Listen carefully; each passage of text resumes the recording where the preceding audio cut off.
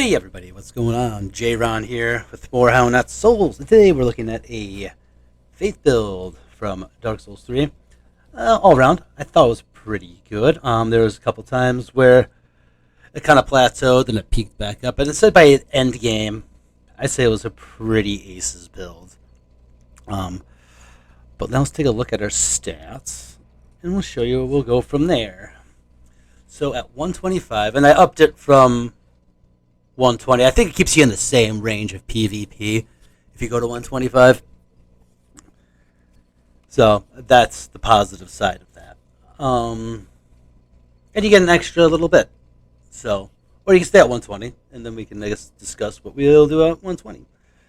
But anyway, 35 Vigor for a decent health pool. 24 Attunement was for enough FP, but we didn't need like a lot of spells because essentially we were just doing body buffs and weapon buffs.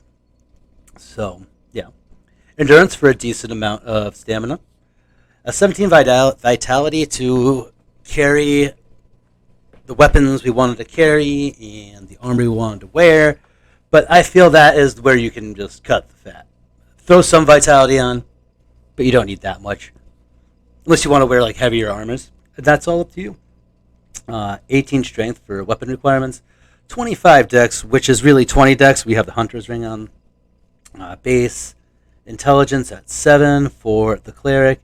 60 faith so we get the most out of our miracles, weapon buffs, and body buffs. And 13 luck was also base. For our weapons, we had two just physically buffed weapons, or not buffed, but infused weapons. We had a sharp Astora Greatsword and a sharp Lothric Sword, so we could buff. And these were actually outperforming our lightning infused weapons, which were still good, don't get me wrong. But these two were probably, I would say, the main go-getters, if not the Astora Greatsword, because I just got that before this. But this was also a good player. But other weapons of note, we have a lightning dagger for our delicious crits. So sunlight straight sword for basically for the Oath of Sunlight. If you were wielding it, left hand buff, and then you'll get a similar buff to Sacred Oath, with I think has more attack power to it, the less defense. But other than that, it's a body buff, which is something that we used. Lothric's Holy Sword, which was good, but we just, once we even got that, that's just like, because we got this later, this was just that. One of the best weapons in the game, Lothric's straight sword. Lightning got our twin swords for ourselves, a dual wielding option. That was fun and fast. I mean, where would we be without our claymore? Our lightning claymore, for that matter. Which I think the lightning claymore was really good. All around, I think it was our second highest damaging weapon. First, if you didn't buff one of our flat rate weapons. This was our highest damaging. Lothric Knight Greatsword, which I did not use, but I think would be a good addition. I just have used it a lot recently, so decided to keep it out this build. Lightning Sellsword Twin Blades, which I thought were a good addition. I've had a bit of a thing for the long katanas recently, in the last 2-3 months, so Lightning Washing Pole was fun. Lightning 4-prong plow, which I always think is a hilarious weapon to have on, and it's kind of fun to use, and it surprises people in PvP, I think. And the Drang Spears, Lothric Long Knight Spear, Lothric Warbanner, I think all are great options for this as well. Just a little food for thought. And a Blessed Cestus for, our Cestusine. Bows, I didn't really use any, but when I did use a bow, it was either a longbow or the Oni Slayer Great Bow. Our chime was the Yorkish chime, but we did use the Saint's Talisman. And other ones of note, I would say the Sunless and the Sacred Chime Affiliate would also be great on this. For our shield, we chose the Ethereal Oak Shield because it has some light HP regen, and you can use your weapon skill when you have it on. So get a kind of no parry, but you do get like a weapon art, so which is fun. For our armor set, I chose the Jailer set because I thought it looked like a Church Inquisitor would look like. You go in, they question you, and they chop off a hand if they don't like the answer. or they just kick the crap out of you, or just destroy you with their magic, blah blah blah. But I think that exemplified that. But I thought the Sunless set looked good on this. I just couldn't deal with the stupid headpiece for it, but I thought it looked good on it. And even like Lorian's armor looks good on anything. I'll just say that. I like Lorian's armor with almost anything. Or the Dancer set. The Dancer set would look really good on this too, in my opinion. We have Leonard's trousers because it kind of matches with what they're doing here. For our rings, the Ring of Favor +3 for our health, stamina, and equip load. Same with the Prisoner's Chain, health, stamina, equip load. And that gives you a +5 on your stamina, your endurance, your vigor, and your vitality. So you can carry the things and do the things, but you with an added negative effect of taking more damage. Clarity Ring +3 to increase our stamina regeneration. And the Hunter's Ring, which worked really well with our weapons that weren't lightning infused. But when we did have lightning infused weapons, we used the Lightning Clutch Ring, which was huge. The Lightning Clutch Ring was huge. It definitely boosts up our lightning fused weapons. But like I said, so we did our consumables, knives, kukris, firebombs, Estus, blue Estus, blessings, blah blah blah blah blah. That sort of thing. For our spells, so for our main spells that we did use, was Sacred Oath, Dark Blade, and Lightning Blade. You don't really get many like offensive miracles like you get Lightning Spear and Lightning Stake, and if you farm for it or do the grind with co-op, you can get Great Lightning Spear, or if you grind out PvP, you can get Dark Moonblade, which I didn't do. I just I grinded out Sunlight Metals for Sacred Oath, and that was it. That's all we needed from that. I think a Faith build shines on a weapon buff and body buff system. Don't get me wrong, Sunlight Spears are great, Lightning Arrows great. Lightning Bolt Lightning Spear can even have its own uses as well. It's just not the strongest after a certain point. I'll say about, I don't know, right after Karthus, that's when you get it.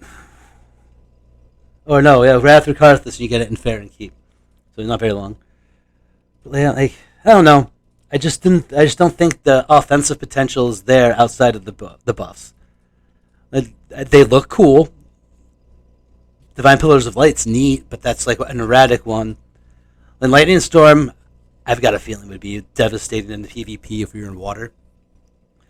But like I said, and it's also slow casting. Like Lightning Arrow is probably your best option for a PvP cast outside of the buffs. Oh yeah, Tears of Denial. Tears of Denial are pretty good. If you're in a co-op situation, I recommend Bountiful Sunlight. Heals everybody, so you don't have to waste your Estus. And yeah, that's that. Oh, Deep Protection. I had Deep Protection on before I got Sacred Oath. It's not the really big buff, but it's something. Something is better than nothing.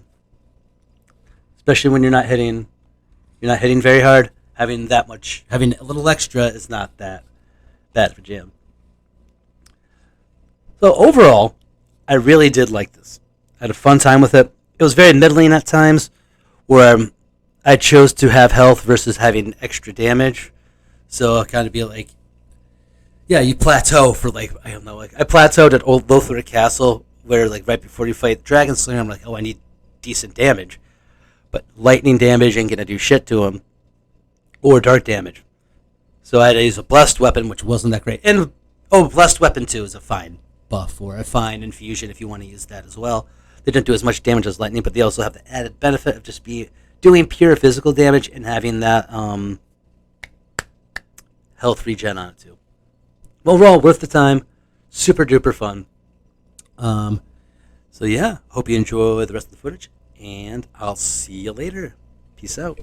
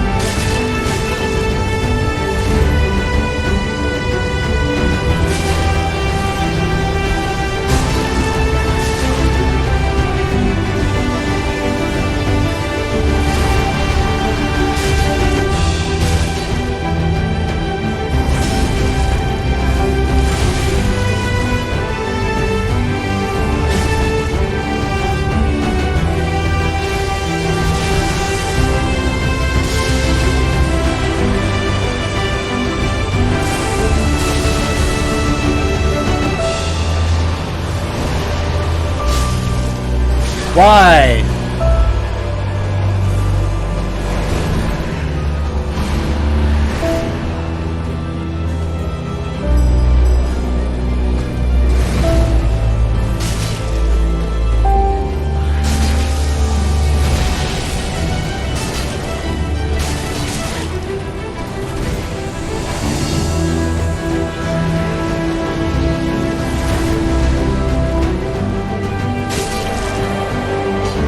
First try, baby.